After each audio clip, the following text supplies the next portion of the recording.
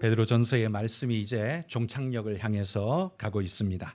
지난 6주 동안 우리는 그리스도인의 생활 양식이라는 주제로 말씀을 깊이 살피고 있는데요. 생각보다 베드로 서신의 말씀이 신학적이기보다는 오히려 실천적인 내용이 강하게 배어 있다는 걸 우리는 느낄 수 있었습니다.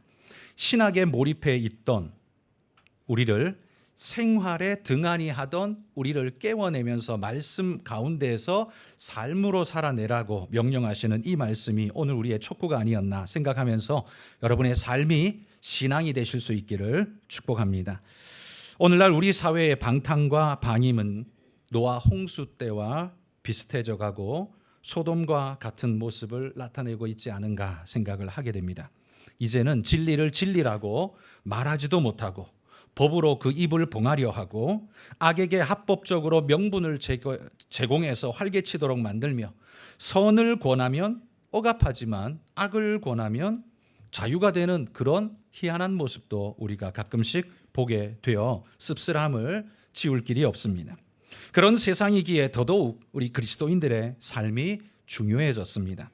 이제는 말로 복음을 선포하는 것이 아니라 삶으로 선포하는 전도가 우리에게 매우 중요해졌다라는 말이죠. 여러분, 오늘날 우리 시대 사람들의 방탕과 방임은 왜 이렇게 보편화되어질 수 있었을까요? 권성수 목사님의 말씀을 빌리면 말세의식과 심판의식이 없어졌기 때문이다, 이렇게 표현합니다. 저도 그분의 말에 동의하고 싶습니다. 오늘 이 시대 사람들에게 여러분 말세나 심판이라는 단어를 여러분 쓰면 코웃음거리가 되죠. 비웃음을 사게 됩니다. 그래서 누구도 말세라는 단어 혹은 심판이라는 단어를 말하지도 생각하지도 않습니다. 그러다 보니 우리 행동에 제약이 없어지고 두려움이 없어져 버렸습니다. 누가 더 죄를 진하게 짓나 경쟁이라도 하듯이 우리 사회는 죄로 더 달려가는 폭주기관차처럼 그런 양상을 띠는 것을 보게 되죠. 그러나 그런 사람들의 삶의 특징을 들여다보면 삶이 정돈되지 못한 것을 볼 수 있습니다.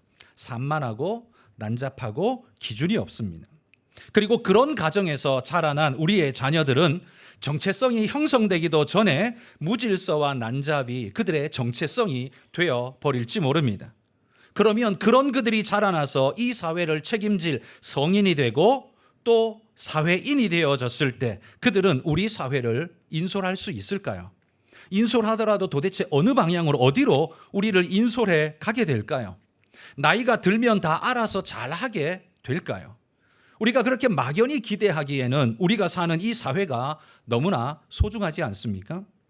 오늘 베드로가 말씀을 전하고 있는 이 베드로전서, 이 말씀을 듣는 성도들의 시대에도 로마 시대에도 지금과 흡사했습니다. 혼란과 난잡이 난무한 세상, 기준과 질서가 사라진 세상, 그런 속에서 거룩한 하나님의 말씀대로 살고자 하는 그리스도인들의 삶은 언제나 숨길 수 없이 드러날 수밖에 없는 모습이었습니다. 그러나 오늘 우리 시대 그리스도인들은 어떻습니까? 드러나야 정상인 우리의 행실을, 우리의 모습을 오히려 감추기에 급급해서 철저히 세상과 동화된 존재의 모습으로 숨어서 살아가고 있지는 않습니까? 그리고 그런 삶을 옳은 삶이라고 생각하고 있지는 않은지 모르겠습니다.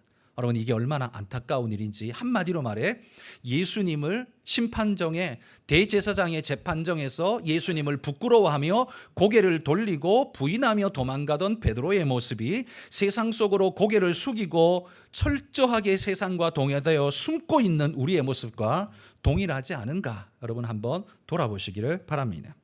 그래서 오늘 베드로 사도는 이때를 가리켜서 만물의 마지막이 가까웠다, 이렇게 표현하고 있습니다. 만물의 마지막, 이걸 한 단어로 하면 뭡니까? 말세라고 우리는 부를 수 있죠. 여러분, 말세가 어떤 뜻입니까?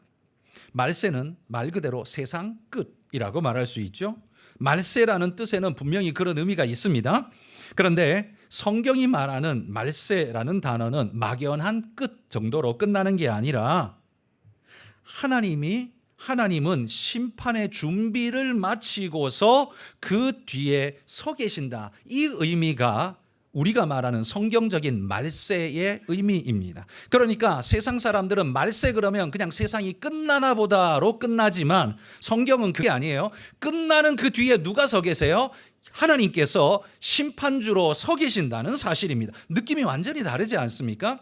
그러니까 세상이 그냥 끝나는 걸로 끝난다면 뭐 끝나든가 말든가 뭐 모두 끝난다면 할 수 없지 이렇게 말할 수 있지만 그 뒤에 하나님이 심판주로 서 계신다면 이건 상황이 완전히 달라지는 거죠. 말세는 흘러가는 시간, 그러니까 크로노스의 끝이 아닙니다. 어떻게 보면 말세란 하나님께서 준비하신 예비하신 새로운 의미의 시간, 카이로스의 시작일지 모릅니다. 성경이 말하는 이 마지막이라는 단어는 그 뒤가 없다라는 단순한 개념이 아니라 그걸 넘어서서 곧 완성될 구원의 목표점이 다가왔다라는 그런 의미를 내포하고 있고요. 더불어서 복음을 거절하는 자들의 심판의 종착역이 다가왔다라는 이런 이중적 의미를 가지고 있다는 겁니다. 그러므로 여기 만물의 마지막이 가까웠다라는 이 말은 마지막을 위한 긴급하고도 절실한 준비가 필요하다라는 촉구가 그 의미 속에 들어있는 겁니다. 한마디로 지금은 행동할 시간은 있는데 그러나 낭비할 시간은 없습니다. 이게 바로 마지막 때에 대한 성경의 말이라는 거예요. 그러면 낭비할 시간이 없는 이 마지막 순간에 우리는 뭘 해야 될까요? 여러분, 인생에서 마지막으로 남기는 말을 우리는 유언이라고 말하지 않습니까? 평상시에 했던 말과 유언이라는 말과 사실 말하는 건 똑같습니다. 입으로 하고 그 진폭도 똑같고 그 파장도 똑같을 겁니다. 그런데 의미가 완전히 다르죠. 일반적으로 하는 말과 유언은 무게감이 너무나 다릅니다. 그래서 유언을 농담으로 하는 사람은 없습니다. 유언은 무게가 있고 인생의 모든 엑기스를 담아서 마지막에 할 가장 중요한 한마디를 남기는 것, 그게 유언이죠. 그러니 여러분, 우리도 마지막에 한마디를 남긴다면 그 마지막 순간을 어떻게 보내야 할 것인가, 그걸 베드로가 오늘 우리에게 권면하고 있다는 겁니다. 너희는 마지막 때에 이 세 가지를 하거라 라고 이렇게 베드로 사도가 우리에게 권면합니다. 첫 번째, 그게 뭐냐 하면 기도하라 라고 말합니다.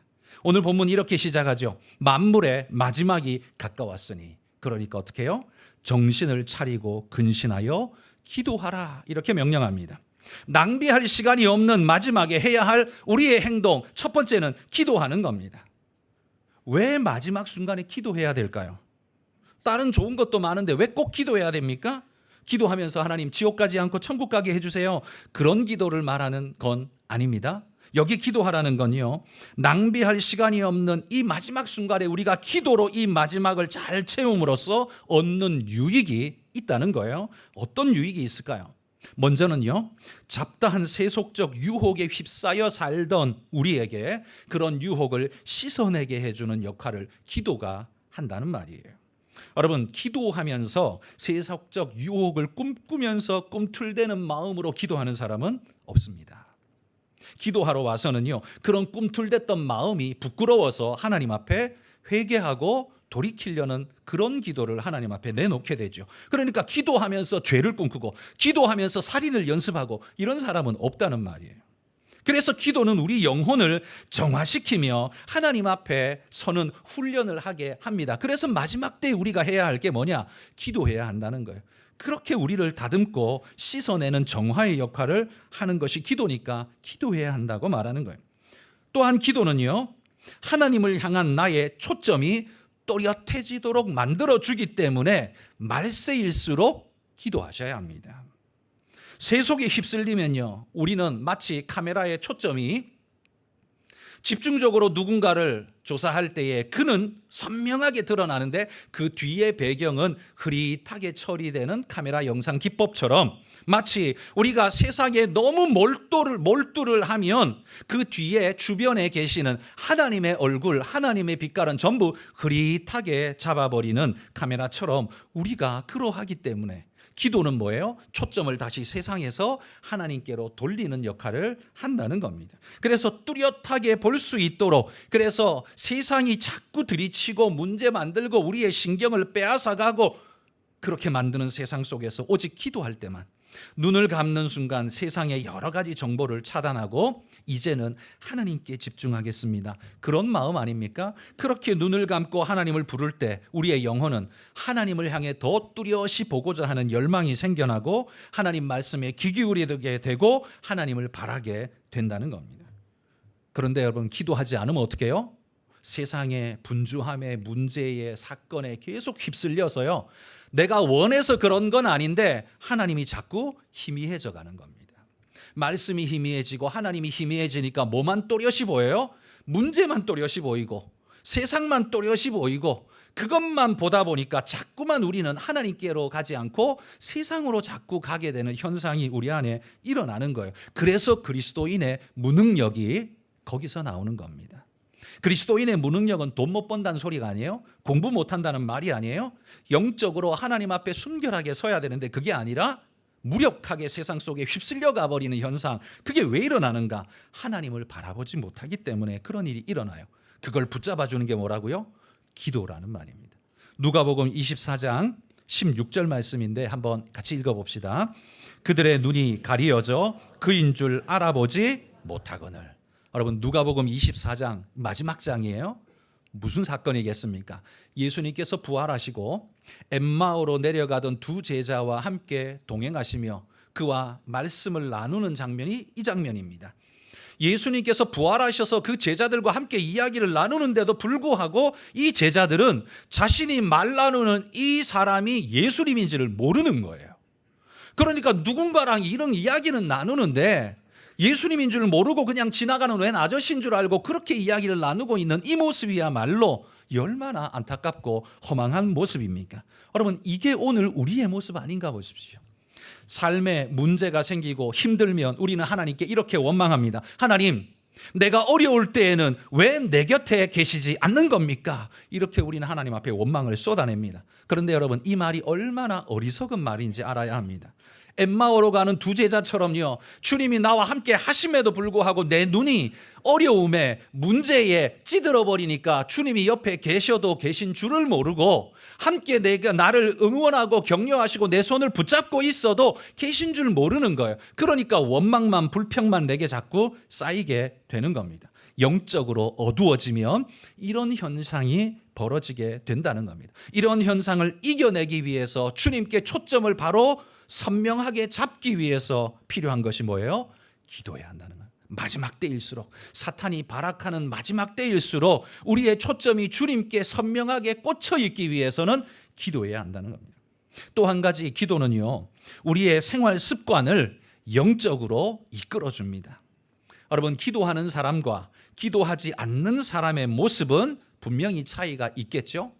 완전히 다르다 이렇게 말할 수는 없어요. 왜냐하면 인간은 공통분모가 많기 때문에 기도하는 사람도 기도 안 하는 사람도 살아가는 모습이 비슷한 것이 대부분입니다. 그런데 조금 다른 어떤 모습이 있습니다. 기도하는 사람은요, 기도하며 하나님을 생각하죠.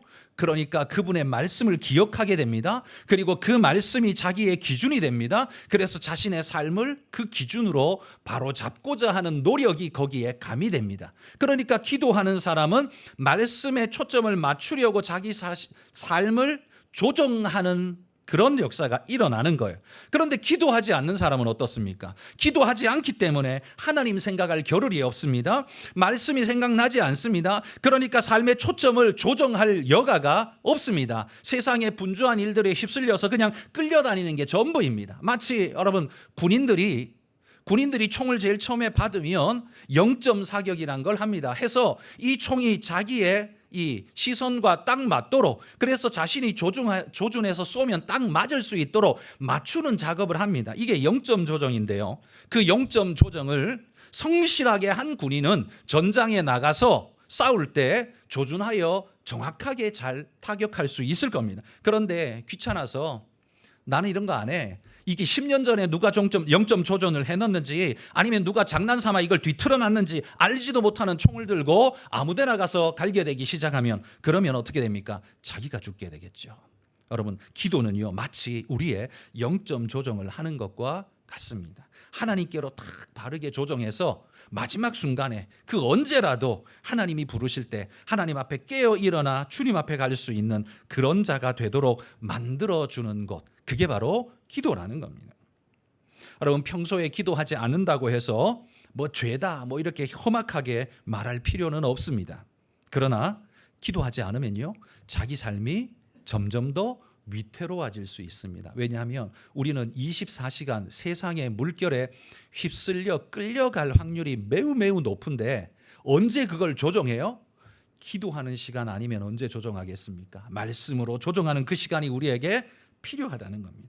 여러분, 마지막 때의 그리스도인들은 말세 의식을 가지고 살아야 합니다. 그 말세는 그냥 시간이 끝나는 정도가 아니라 그 뒤에 심판자 우리 하나님이 계신다는 사실을 기억하고 그 앞에 내가 부끄럼 없이 설 수 있도록 가야 한다라는 사실. 그렇기에 마지막 이 시간에는 기도해야 하는 거예요. 그래서 여러분, 이걸 가르쳐 주기 위해서 하나님께서 구약에 성막에서 그리고 성전을 지어놓고도 그 성소 안에 금촛대가 일곱 가지가 뻗어 있는 금촛대가 있는데요, 그 금촛대에 항상 불을 밝히게 했습니다. 밤에 사람들이 잠자는 시간 아무도 거기 들어가지 않는데 그때에도 그 불은 꺼져서는 안 돼요. 항상 밝아야 돼요. 그런데 성경의 계시록에 보면 하나님 앞에 올려지는 이 하나님 앞에서의 성도들의 기도가 바로 이 향과 함께 이 금촛대의 촛불처럼 하나님 앞에 타올라가는 것을 보게 됩니다. 그러니까 여러분, 이 상징적인 의미는 마지막 때의 성도들이 기도를 꺼트려서는 안 된다는 거예요. 주님이 새날을 주시는 그때까지, 주님이 다시 오시는 재림의 그때까지 우리는 기도를 꺼트리지 않고 끝까지 영적 불꽃으로 타올라야 하는 존재라는 사실을 우리에게 보여주고 있다는 것, 여러분 기억하면서 여러분 늘 기도하시기를 바랍니다. 기도는 필요한 것만 아뢰는 게 아니에요. 자기를 조종하는 거예요. 하나님께 맞추는 거예요. 하나님을 인식하는 거예요. 그러니 기도가 마지막 때일수록 더욱더 소중한 것 아니겠습니까? 두 번째는요, 베드로가 이렇게 명령합니다. 뜨겁게 사랑하라, 이런 명령을 합니다. 여러분, 만약에 여러분이 지금 여러분에게 남은 인생의 시간이 3시간이라고 생각해 보십시오. 하나님께서 여러분에게 오셔서 이렇게 말씀합니다. 네 인생이 이제 3시간 남았구나. 3시간 뒤에는 내가 네 생명을 거둬갈 것이다. 그 3시간 잘 보내거라. 만약에 그렇게 하고 가셨다면 여러분, 3시간 남은 여러분의 생애의 마지막 그 순간을 여러분은 뭘 할 것입니까? 3시간 남았어요. 뭐 놀이공원에 놀러 갈 수도 있고요. 맛있는 거 먹으러 갈 수도 있고요. 뭐든지 할 수 있습니다. 해도 됩니다. 그런데 3시간 남았다라는 소리를 듣는 사람은 그렇게 아무거나 하지는 않을 겁니다. 왜요? 그 3시간 그것밖에 없기 때문에 너무나 소중한 시간이기에 가장 중요한 걸 해야 되는 거예요. 여러분, 9.11 사태 터졌을 때 그때 그다음에 비행기가 이 테러범들에게 추락하게 생겼을 때 여러분, 그때 가족들이 전부 다 뭐 합니까? 가족들한테 전화하면서 마지막으로 사랑했다, 감사합니다, 그 말 남기고 죽어가려고 마지막 순간에 하는 게 사랑하는 가족들이 떠오르고 그들을 향해 사랑의 고백을 하는 게 그들의 인생의 마지막 모습인 걸 우리는 뭐 영화나 현실에서도 우리 보지 않습니까?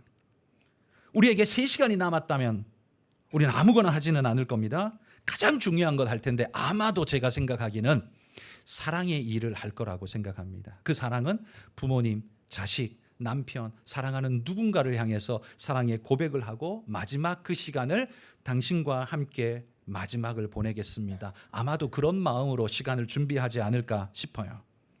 근데 여러분, 오늘 우리 시대는요, 우리 사회는 사랑한다, 이 말은 어떤 식으로 귀에 들리냐 하면 성적인 행위로 제일 먼저 그냥 들려버립니다.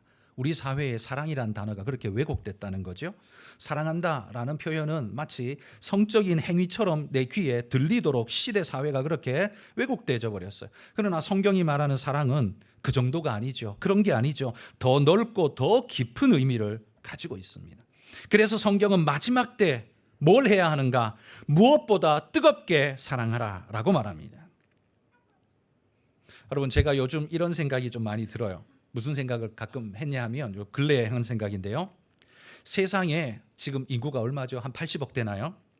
한 80억 가까이 될 것 같은데 그 많은 인구가 80억이 다 나를 알고 내 존재 이유가 80억에 다 걸려 있어야 내가 존재해야 할 이유가 있는 건가요? 아니죠. 80억은 다 나 모릅니다. 이 세상에서 나 아는 사람은 기껏해야 손에 꼽는 얼마 안 되는 사람이에요. 그렇지 않습니까? 얼마 안 되는 사람이 날 알아요. 그런데 그 얼마 안 되는 사람이 알아줘도 나는 살아갈 이유와 목적을 가진 존재로 살게 되지 않습니까? 그러니까 우리 옆에 딱 한 사람만 있어도요, 나를 사랑해주는 한 사람만 있어도 우리는 살아갈 이유와 목적을 갖는다는 거예요.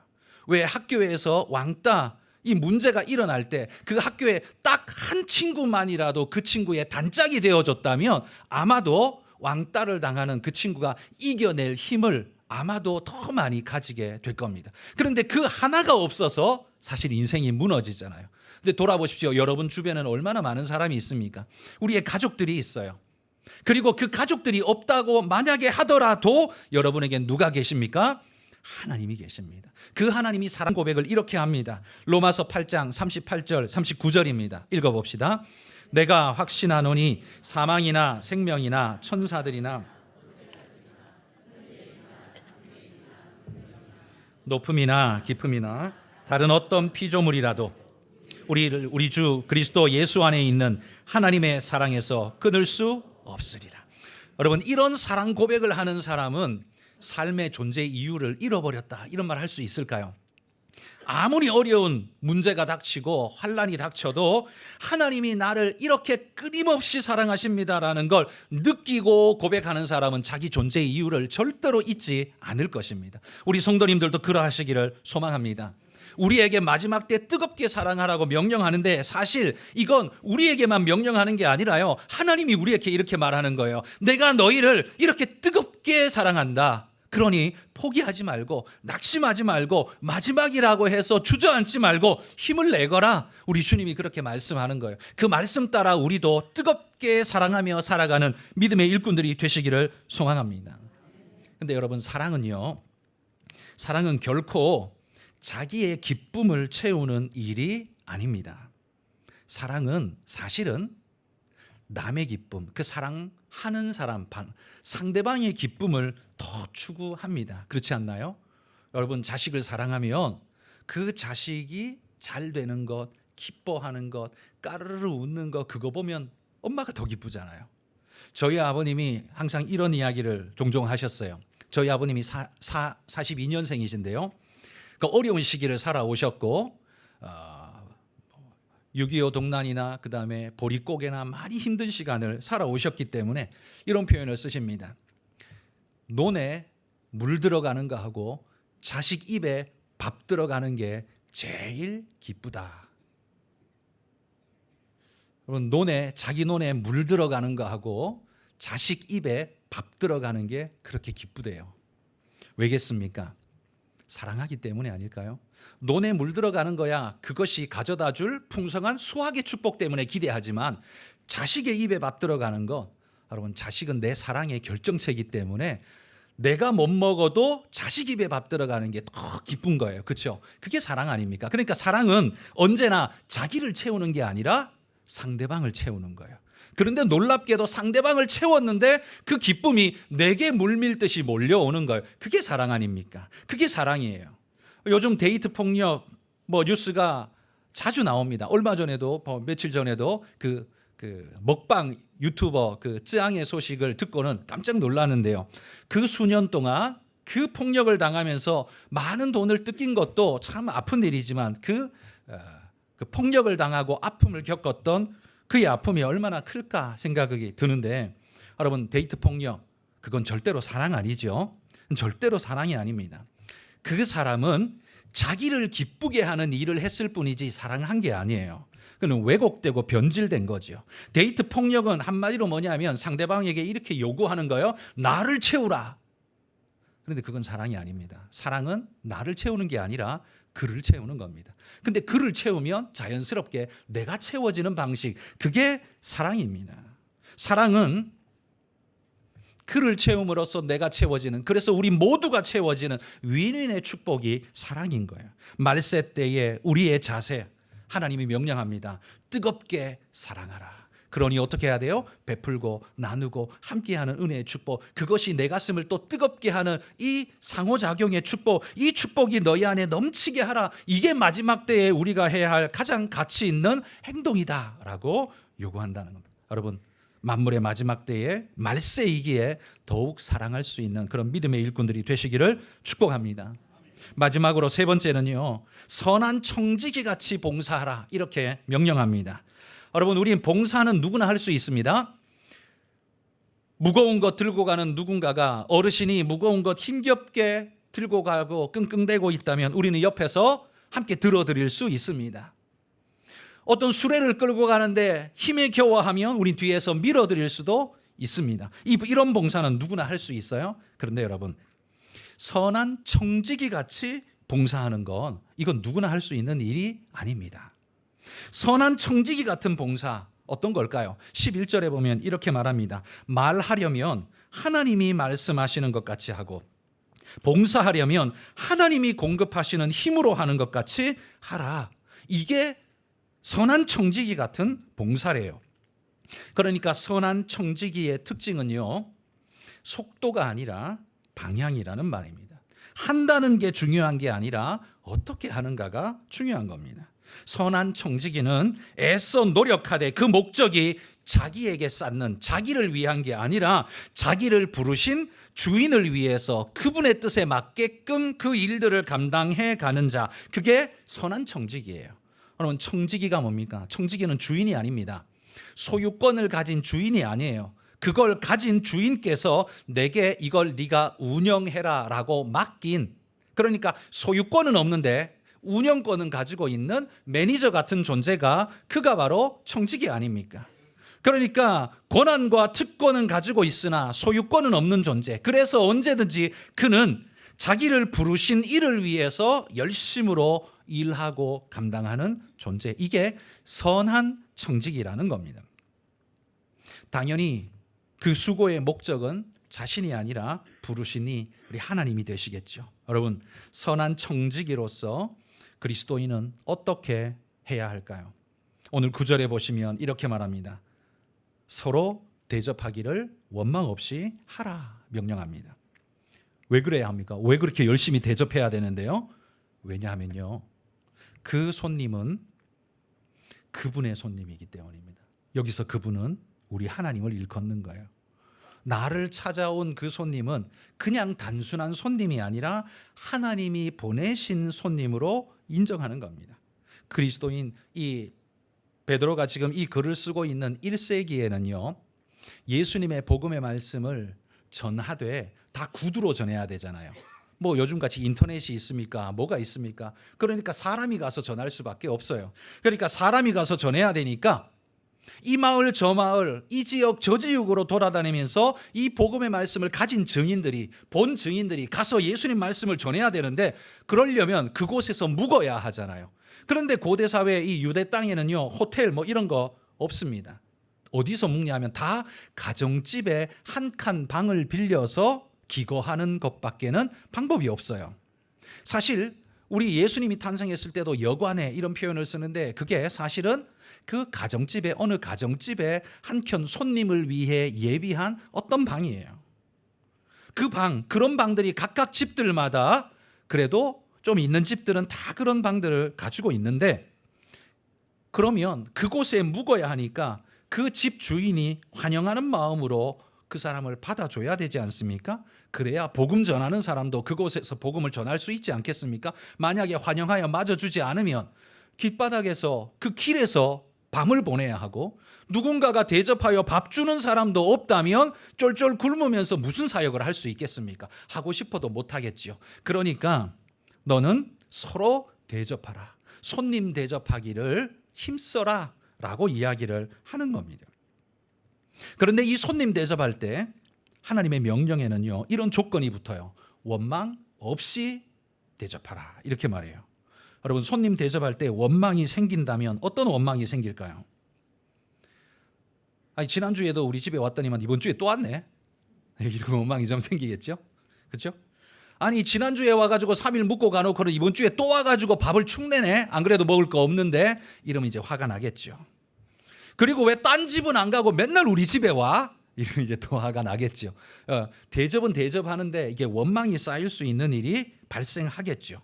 그러면 여러분 오늘 성경이 원망 없이 대접하라고 하는데요. 어떻게 해야 원망 없이 대접할 수 있을까요? 어떻게 해야 대접은 하는데 원망 없이 대접할 수 있을까요? 거기에 첫 번째 방법은요. 그 손님을 하나님의 천사, 그러니까 천사, 날개 달린 천사를 말하는 게 아니라 하나님이 보낸 사람, 그 천사로 생각해 보십시오. 성경에 보면 아브라함도 부지 중에 천사를 대접했느니라 이런 표현이 있습니다. 그죠? 부지 중에 천사를 대접한 아브라함처럼 여러분도 그 손님을 하나님이 보내신 분으로 인정하고 그를 대접한다면 분노가 일겠습니까? 불편함이 생기겠습니까? 아니요. 감사하는 마음으로 어서 오십시오. 아마 이런 상황이 될 겁니다. 그러니 그런 마음으로 하라는 거예요. 왜? 또 왜 그래야 됩니까? 왜냐하면요. 내가 가지고 있는 거 전부 다 사실은 누구 거라고 말해요? 원래 누구 겁니까? 하나님 거. 그거 내가 맡고 있는 거예요. 그게 청직이라 그랬잖아요. 그러니까 나는 청직이니까 우리 주인님이 보내신 손님이라면 주인님의 재산과 주인님의 여건을 그를 위해서 좀 써주는 건 잘못된 일도 아니고 주인님이 허락한 일이라면 마땅한 거죠. 그렇게 받으라는 겁니다. 그러니 감사함으로 그 일을 감당하라는 거예요. 그리고 또 하나 이유가 있습니다. 우리가 원망 없이 할 수 있는 또 하나의 이유는 뭐냐 하면요.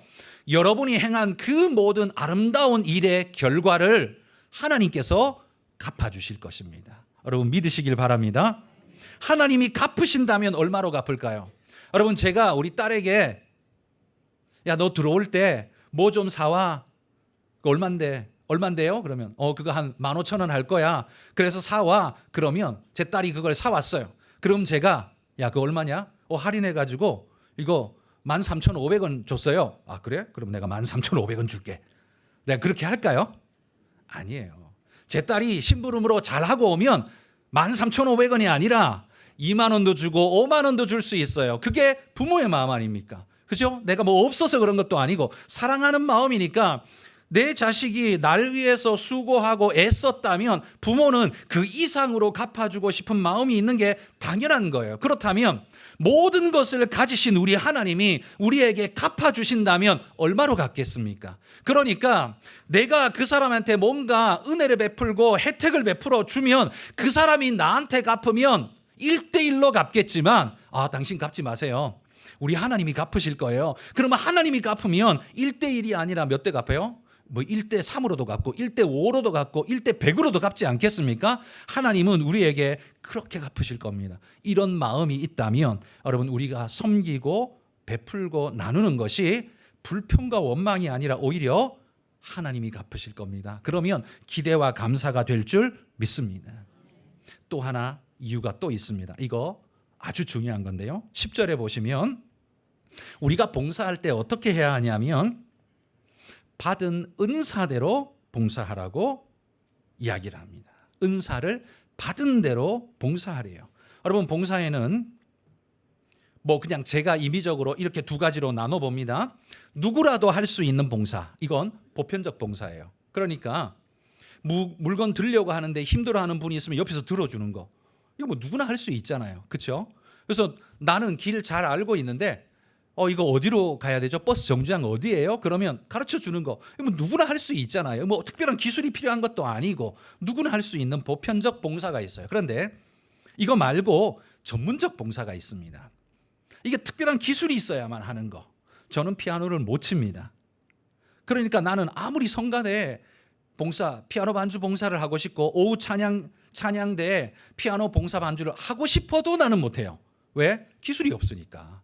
그건 전문적 기술을 가진 사람만 할 수 있는 전문 봉사가 되는 거예요. 그런데 성경은 우리에게 이렇게 말해요. 은사를 받은 대로 섬기라. 여러분 이 말을 여러분은 어떻게 해석하십니까? 은사를 받은 대로 섬기라. 이 말에 아마 10중 8구 우리 성도님들은 거의 대부분 이렇게 말할 겁니다. 당신이 잘할 수 있는 것 가지고 봉사하십시오. 그렇죠? 이 말 틀린 말 아니에요. 맞는 말입니다. 네가 잘할 수 있는 걸로 봉사하면 돼. 괜찮아. 그렇게 하면 돼. 그렇죠. 그렇게 하시면 됩니다. 그런데 은사를 받은 대로 봉사하라는 말이 네가 잘할 수 있는 걸로 해라는 요게 단순한 개념 요걸로 끝나는 게 아니라는 말이에요. 여기에 포인트는 받은 은사대로 하라가 아니라 받은 은사대로 하라예요. 포커스가 좀 다르죠. 네가 어떤 은사를 가지고 있냐? 나는 피아노 은사가 있습니다. 나는 플룻의 은사가 있습니다. 나는 드럼의 은사가 있습니다. 나는 고치는 은사가 있어요. 나는 운전하는 은사가 있어요. 그래? 그러면 그걸로 해. 근데 그 은사는 네 거, 자기 거죠. 네가 해. 이렇게 되죠. 그러니까 네가 잘하는 걸로 봉사해라 라는 말은 틀린 말이 아니고 맞는 말인데, 그런데 여기에 포커스는 언제나 주인이 누구예요? 네가 가진 네 능력이니까 네가 해. 그죠? 그러니까 네가 은혜를 좀 베풀어. 너에게 포커스가 있어요. 은사도 내 거예요.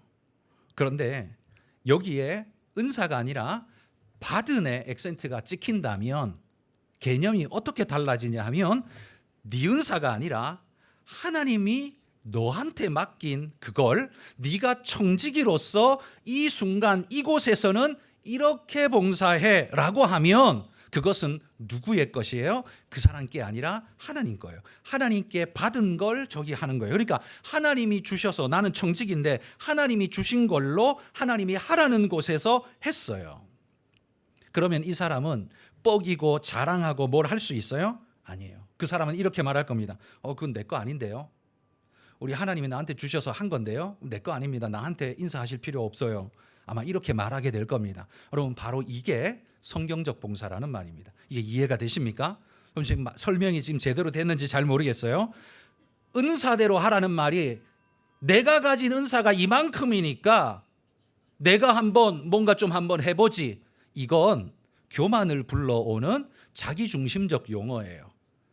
은혜를 내가 시여해 주마라는 마치 스스로가 신이 된 것 같은 이야기가 개념이 되죠. 그런데 신앙적 봉사는 그게 아닙니다. 신앙적 봉사는 은사의 포커스가 있는 게 아니라 받은 의 포커스가 있다는, 하나님이 내게 주셔서 받은 그 은사로 내가 섬깁니다.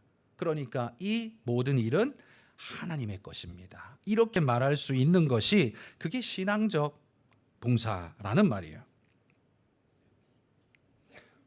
이해가 잘 되시는지 모르겠습니다. 그러니 여러분, 봉사하실 때 봉사의 주체가 내 손으로 내 실력으로 뭔가를 하지만 그걸 내 거라고 말하고 내 능력인데 네가 왜, 내가 이만큼 하면 너 나한테 이렇게 해줘야 되는 거 아니야? 라고 하신다면 그건 청지기가 아니고 주인장입니다. 주인장.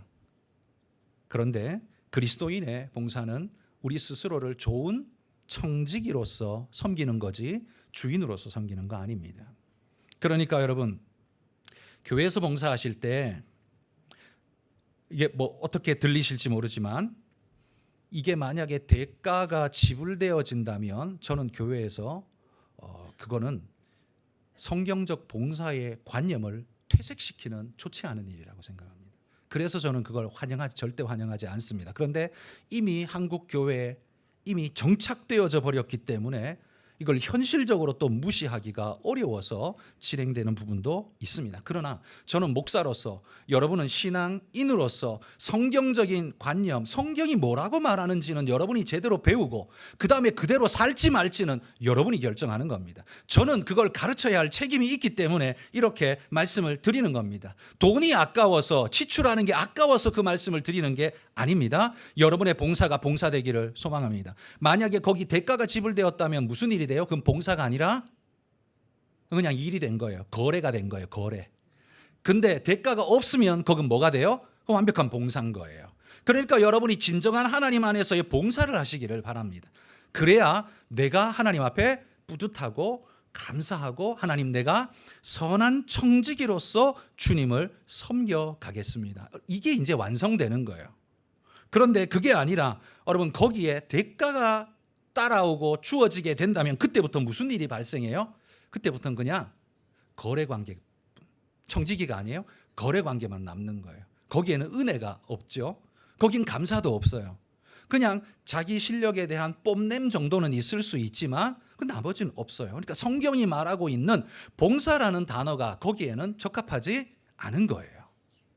그러니까 여러분, 저는 우리 성도님들이 무엇을 하든 어디에 있든 여러분들이 하나님 말씀대로 선한 청지기 같이, 왜?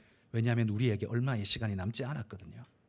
그 마지막 때에 내가 할 수 있는 일은 사랑하는 일인데 그 사랑으로 섬기는 이 일을 하나님 이렇게 하겠습니다라고 결단하면서 하나님 앞에 그 일을 하시기를 바랍니다. 그게 옳습니다. 그 옳은 일 따라가시기를 주의 이름으로 축복합니다.